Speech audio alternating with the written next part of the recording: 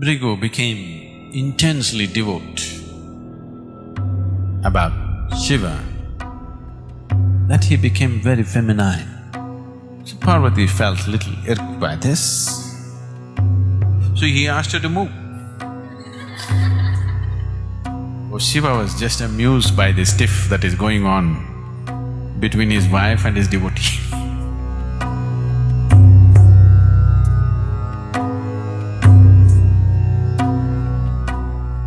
If you are not aware of this already, Shiva in yoga is seen as not as a god, but as the Adi Yogi. That means he's the first yogi. And the Adi Guru, that means the first guru. And today, yoga as a science, yoga as a system, yoga as a technology for inner well-being is available to us only because of the feminine play. That is, Parvati compelled him to teach. By himself, he would have never done that. So because he became the first guru, naturally he developed disciples and devotees. Of the first 7 disciples that he taught yoga to, who are known as Saptarishis, of these Saptarishis, the whole of southern mysticism has come from Agastya Muni. He is everything to us here because everything that we know is from him. He was Shiva's direct disciple. Another disciple was Bhrigu.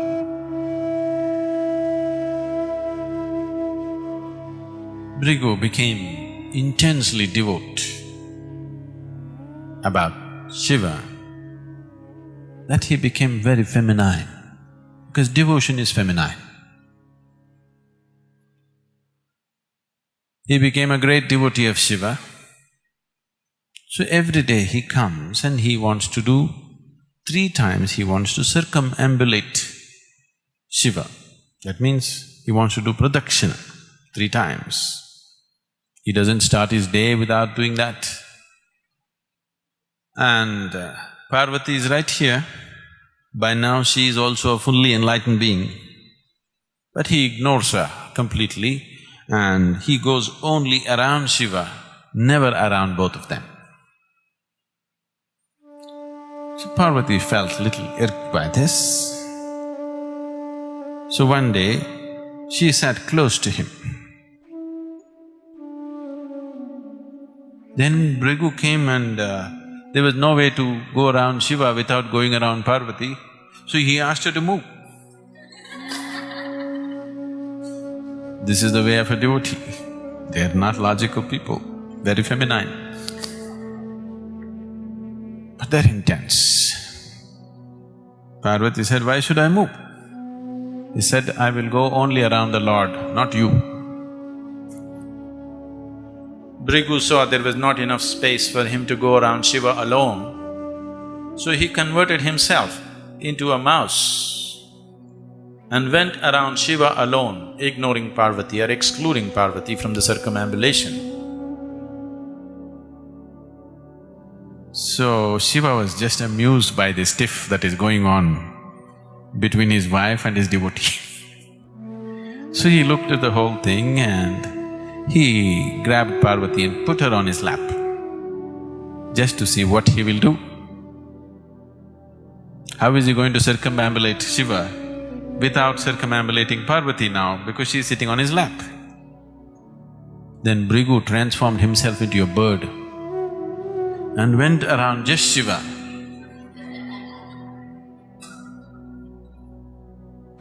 Then Shiva was completely amused by this devotion, very pleased and also amused by the way the devotee is expressing himself and the way Parvati is getting fired up because of this discrimination. So Shiva said, "Okay, let's see what you will do." And he just merged her into a part of himself.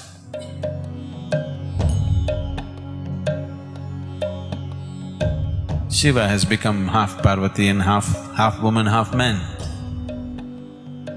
This is half man, half woman If one knows how to nurture this one to its fullest extent, this will become half man, half woman, and that is how it will be. So this is called Ardhanari, where he is half man and half woman. So he made her a part of himself, just to see what the devotee will do. Now, Bhrigu made himself into a bee and went around only the right leg.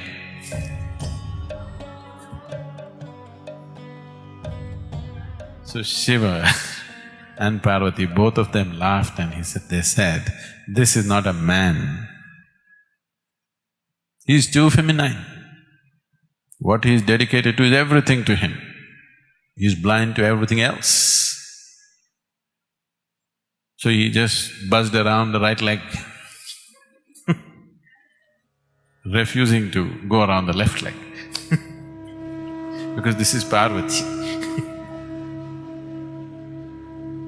Then this childish way of devotion of Bhrigu was amusing and nice, but at the same time, Shiva did not want Bhrigu to be lost in his devotion and miss the ultimate nature of the existence.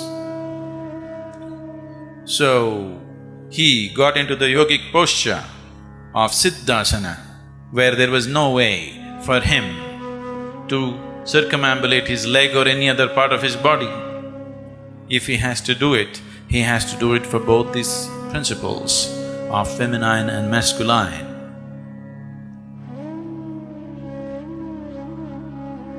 So this is how this body became like this, that it is half male and half female, or masculine and feminine in equal proportions. If one knows how to nurture this one, both will be fully active and alive in every human being.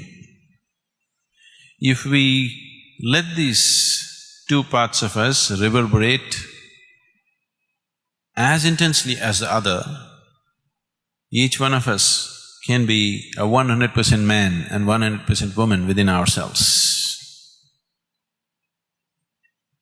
The whole science of yoga is based on this, that you should not miss either the masculine or the feminine in you, because any one of them will be a lopsided life.